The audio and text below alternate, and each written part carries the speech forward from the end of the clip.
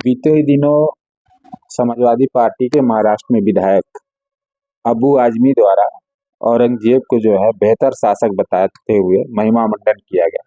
इस पे विवाद खड़ा हुआ, इस पे क्या कहना चाहेंगे? देखिए, जो ये समाजवादी पार्टी तथाकथित समाजवादी पार्टी, चाहे इसके राष्ट्रीय अध्यक्ष हुए और पूरी ये समाजवादी पार्टी, ये तुष्टीकरण की राजनीति करती है और तुष्टीकरण की राजनीति करते करते यहाँ तक पहुंचे हैं। और इनका इतिहास तो पहले से ही खराब है, निहत्थे राम भक्तों पर गोली चलाने का। और जहां तक औरंगजेब की बात है, औरंगजेब से ज्यादा क्रूर शासक वैसे तो जितने आए, मुगल आए, तुर्क आए, जितने भी आए, सब क्रूर शासक। लेकिन उसमें से सबसे क्रूर अगर शासक कोई था तो औरंगजेब था। और अबू आजमी, मैं तो कहता हूं कि खुद वो आतंकवादी है। अगर इसकी सही से जांच की जाए तो इसका तार आईएसआई और आईएस से भी जुड़ा हुआ मिलेगा। और चूंकि ये सब बयानवीर हैं, सब बयान दे रहे हैं, सब जहां तक बात है तथाकथित इतिहासकारों की, जो कम्युनिस्ट और कांग्रेसी आजाद भारत के बाद जो इन सबों ने इतिहास लिखा, आजादी के पहले जो इतिहास लिखा गया, वो सब ऐसे ही इतिहास लिखा गया जैसे वो कहते हैं कि अकबर महान है।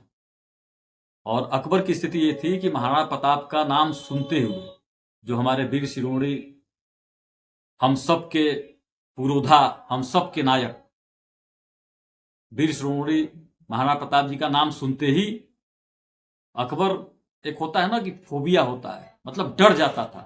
आज तक उसने सीधे कभी युद्ध महाराणा प्रताप से नहीं किया, लेकिन अकबर को महान बताया गया। शिवाजी महाराज के सामने कोई टीका नहीं। पूरे भारत पर उन्होंने हिंदू पत्रशाही की स्थापना की, लेकिन उनका नाम कभी नहीं आता है। सिकंदर जो आके भारत में हार गया था और उसके महामंत्री सेकुलस ने अपने बेटी का शादी किया था, उसके बाद भी कहा जाता है जो जीता वही सिकंदर। तो रही बात, इतिहास को तोड़ मरोड़ के पेश किया गया है।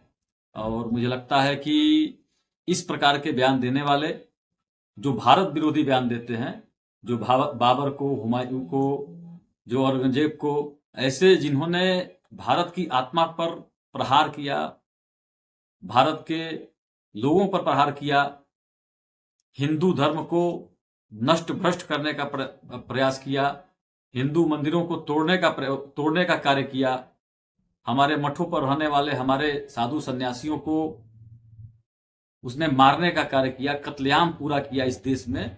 अगर ऐसे किसी भी व्यक्ति को, अगर कोई भी पार्टी का व्यक्ति, चाहे वो किसी का हो, कांग्रेस का हो, समाजवादी पार्टी का हो, किसी भी पार्टी का हो, या किसी पार्टी का हो, या कोई भी हो, अगर इस प्रकार से भारत विरोधी बयान देता है, जिन्होंने हमारे भारत माता को खंडित करने का कार्य किया, ऐसे किसी भी व्यक्ति को बख्शना नहीं चाहिए। और मुझे तो लगता है कि मकोका लगा के और बिना देर किए अबू आजमी को जेल में बंद करना चाहिए और इसकी नागरिकता यहां से समाप्त करके, जिस पाकिस्तान के पक्ष में बोल रहा है, औरंगजेब के पक्ष में बोल रहा है, वहीं पर इसको भेजने का कार्य करना चाहिए।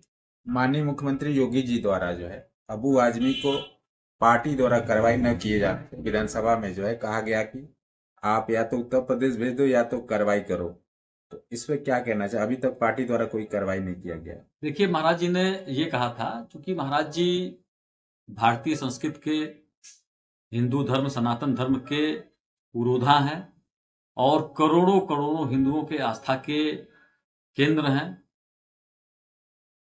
पूरे देश में ही नहीं बल्कि कई देशों में भगवान गुरु गोरक्षनाथ की जो पूजा होती है उस पीठ के पीठाधीश्वर हैं और उत्तर प्रदेश के यशस्वी मुख्यमंत्री हैं, जिनकी चर्चा केवल देश में नहीं बल्कि पूरे विश्व में होती है। उन्होंने कहा था कि या तो समाजवादी पार्टी, जो नमाजवादी पार्टी हो चुकी है, या तो अबू आजमी पर कार्रवाई करे, उसको पार्टी से निकाले, और नहीं तो अगर अबू आजमी जो रहने वाला तो यूपी का ही है, वो यूपी में आ जाए, तो जैसे बड़े बड़े माफिया, डान, उत्तर प्रदेश में आने के बाद ठीक हो गए, या तो ऊपर गए या तो प्रदेश में ही देश ही छोड़ के कई लोग चले गए। तो इस पर पूज्य महाराज जी ने सही कहा है कि अगर नहीं लगता है समाजवादियों को कि उसके राष्ट्रीय अध्यक्ष को उनको नहीं समझ में आता है, उत्तर प्रदेश में भेजे, यहाँ पर उसको उत्तर प्रदेश की जनता और उत्तर प्रदेश का प्रशासन उसको ठीक करने का काम करेगा। उसके बाद से वो माला लेकर शिवाजी का नाम जपना शुरू कर देगा। अब शिवाजी, संभाजी हम सबके आदरणीय हैं, पूरे देश के हीरो हैं, नायक हैं, और उनके खिलाफ बोलकर पूरे हिंदू समाज को, पूरे सनातन को, मुझे लगता है कि पूरे सनातन को यह लोग अपमानित करने का कार्य कर रहे हैं। और ये सोची समझी रणनीति के तहत ये सब कार्य हो रहा है।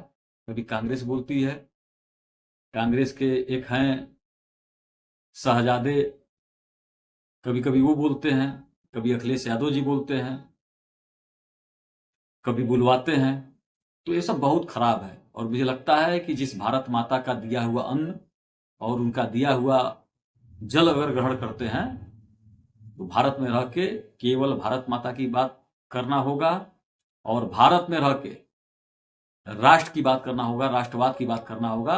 अगर ऐसे अताताई आक्रांताओं के पक्ष में अगर बोलेंगे तो निश्चित तौर पे उनको ठीक करने का कार्य सभी सनातनी मिलकर करेंगे। और उनको दिखाई दे, जो यहाँ पर रह के अभी जाकर देखे ना, बात करते हैं लोग पाकिस्तान का, पाकिस्तान में मुस्लिमों की क्या स्थिति है ये सब लोग जानते हैं, किसी से छुपा नहीं है। यहाँ पर हैं तो छूट मिला हुआ, विधायक भी बन जा रहे हैं, जो मन में आ रहा है वो बोल दे रहे हैं, फिर जगह नहीं मिलेगा। जब यहाँ से जाएंगे तो कटोरा लेके भीख मांगा। भी आपने देखा होगा कि जिन लोगों ने भारत को लूटा, मंदिरों को लूटा, आज हमारे भगवान को दान करने वाले अरबों अरबों का दान किए हैं। अभी भगवान प्रभु श्री राम जी का भव्य मंदिर का निर्माण हुआ है, चाहे उनके सर पे जो टीका है या उनके गले में जो माला है या जो वहां की व्यवस्थाएं हैं, मंदिर की साज सज्जा है, अरबों अरबों रुपए का है। और जिन लोगों ने मंदिर को खंडित करने का कार्य किया, उनके पूर्वज जाकर देख लीजिए, भीख मांग रहे हैं कटोरा लेकर। तो वही स्थिति अबू आजमी की होने वाली है। अगर नाक रगड़ के उसने माफी नहीं मांगा और शिवाजी के परिवार से वहां पर जाके, जो शिवाजी की मूर्ति है, जो हमारे हीरो, हमारे नायक शिवाजी, संभाजी की जो मूर्ति है, वहां पर जाके नाक रगड़ के इसको माफी मांगनी चाहिए कि उससे गलती हुई है। नहीं तो इसकी स्थिति वही होगी जो यहां पर आक्रांता आए थे, जो बुरी स्थिति उनकी हुई थी, उसी स्थिति में जाएंगे और भीख मांगने पर भी उनको भीख नहीं मिलेगा।